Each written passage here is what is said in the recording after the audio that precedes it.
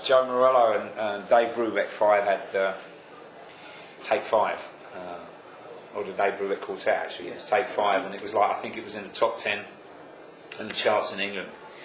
And they had it, my father, mother, you know, we were sitting watching the TV, and the guy came on this variety show, and in the middle of it, Joe does a mini solo. And I remember, and he's off going, right, and then he, off he's gone, right, and I've gone, I want to do that. And I went into the kitchen, picked up 2 knives and beat the living daylights out of my mother's gas cooker. And in those days, it was an enamel cooker. So I'm chipping all the enamel off, and my mum went completely off on mum, which she would do, because I've just chipped all her cooker up, you know. And my father came out and he's going, what do you think you're? I said, I want to be like that guy. And he said, you'll never be as good as him, so that's Joe Morello. And off we went. Yeah. So he inspired me to pick up a pair of sticks. But then you changed your reaction. That's right. That was where I really, that was the moment I decided that was what I wanted to do. Be a drummer. Just like, but I don't play the style of music that Joe plays. Because then, as soon as I was inspired to start playing, the Beatles, you know, they came out, and you know, I mean, Ringo Starr to me was my hero, and then Charlie Watts with Rolling Stones, and then of course along came my generation with the one and only Mr. Moon, and I was like, oh my goodness me, look at this guy, he's up there doing all this, you know, I'm like, whoa, what's this guy playing? This is a drummer, this is what I'm going to, I mean, Joe was one thing, you know.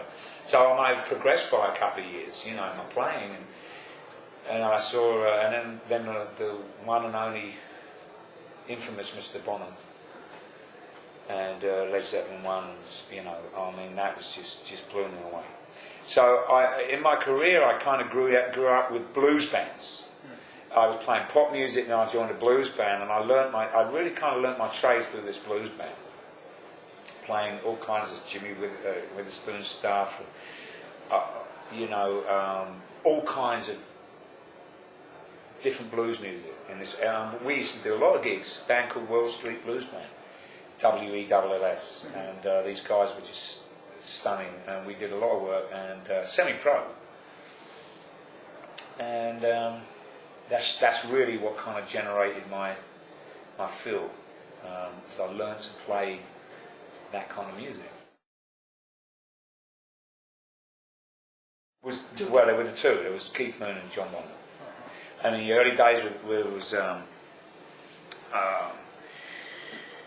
Ringo and Charlie. And then, of course, once I saw the start, you know, the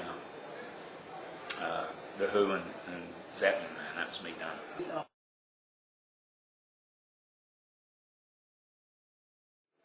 Well, there was no need to be in search of new experiences, because every time we would go and record a new album, that was the new experience.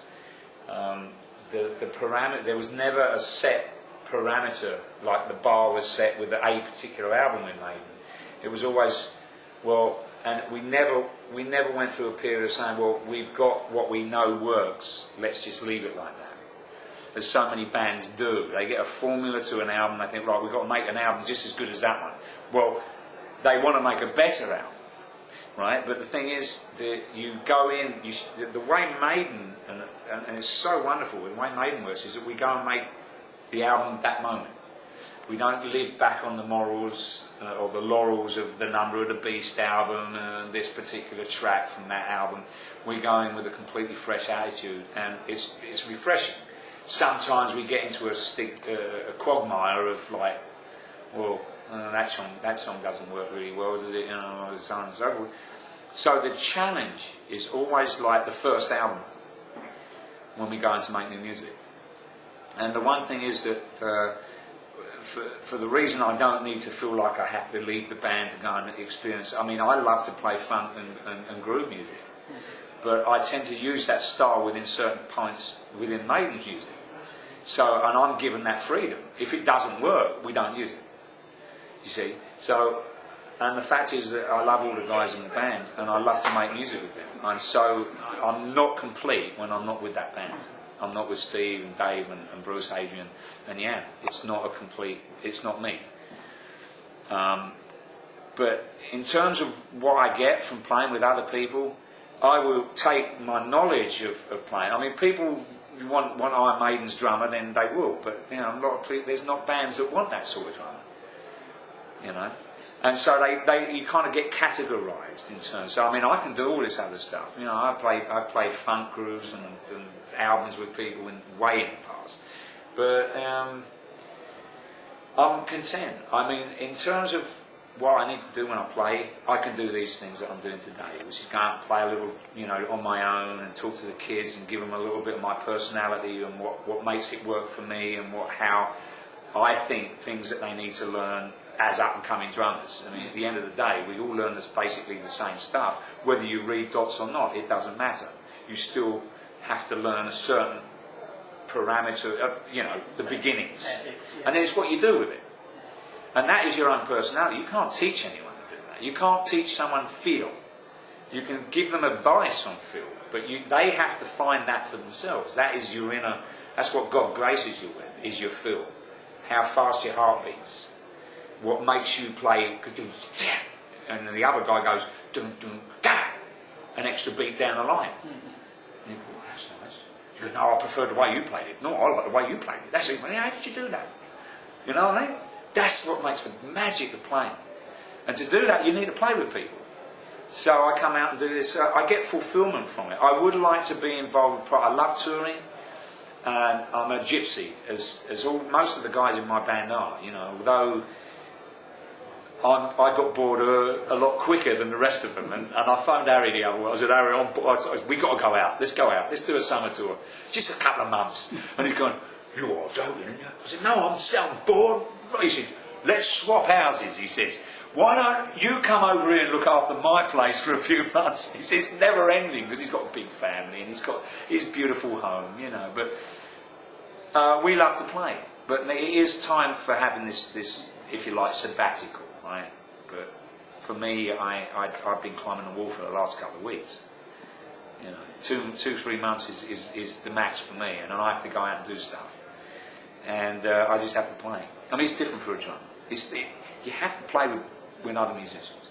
Yeah. You know, you can sit at home for hours every day and become like Dave Weckl and these guys that are so fantastic. And it's not to demean what they do, but to play the drums, you need a band.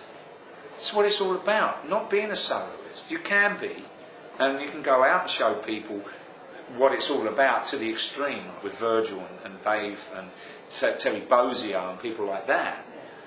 But it's to really learn, to me, the essence. You need to be jamming funk grooves and, you know, odd time signatures. Just who cares if you make a mistake when you're jamming? That's what it's. Jamming's a learning curve, you know. And I love it. It's just that's how you create, I think, and you build your character as a player. And you love to play with them.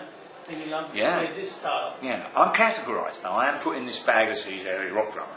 Because you like it too. Yeah, because that's what I've been doing for the last 30 years. You know, even before Maiden, it was Trust, and before that, it was all. You know, I played with Jim Capaldi's band, the Contenders. Now, Jim Capaldi's band is not a rock band, and not a lot of people know that. But I did 6 months with them, and that's fun. That's right. That's Traffic stuff, man. You know, that's that influence. You know, which was a great, grand time. And yet he liked what I did, but it was kind of a little bit too much for him. And Jim Capaldi's a fantastic drummer, great mate, you know, but he's in that pocket feel, you know. He don't want that. You go, couple of cymbal break. Yeah. That's cool with the funk groove, Nick, but look, can you pawn it down a little? You turn up. That still goes back to that thing, you know. I really can't comment. I can't comment on it. You know, personally, I don't know enough about it because I don't. It really. There's a new breed of drummer, without a doubt, and I'm not really focused in on it to be really critical. It's just some of it's beyond me. It's like watching Dave or Virgil Donati playing, and I go, "What the frick did he just do?" And these guys are out there, and they're doing it within the structure of the music, and it makes me think, "Well, what the heck was that all about?" So I find sometimes that I shut off for it, because I think what happens is You've got to call me an old-fashioned bastard, or whatever you want, excuse me swearing, but I am an old-fashioned guy. I go back to the roots of what I grew up listening to. And so, when I hear new bands like Anthenora's new album, that's a cracking album, because they're more classic rock. That's what I grew up to, and grew up with. And, you know, the more progressive bands like Dream Theater and Queensryche, those are the sort of things that I like. I still go back and listen to a band called Saga that was one of my still is my favourite. Worlds Apart is one of my favourite albums, and it's like just listening. I put that on, and that's 20 years old, 21 years old, and I listen and I go, "There's nothing that comes close to this out there, as far as I'm concerned," you know. But maybe that's because I'm not in the loop with the new stuff. But some of these new drummers out there, that the speed that they're playing at is just frightening. What they're doing, especially with the bass drum things, you know, the double bass drum, and that's it. I like to hear, you know, when I hear people that are using that, they've taken it to the next level.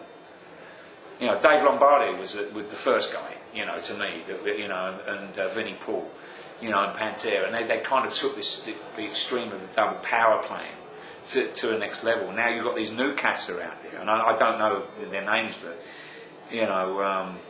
Joey Jordison from Slipknot, you know, people like that. I mean, they're freaking incredible, you know. And it's like, but it's beyond me. It's like, where's the feel gone? You know, there's feels everywhere, but where's the feel? Yeah. You know.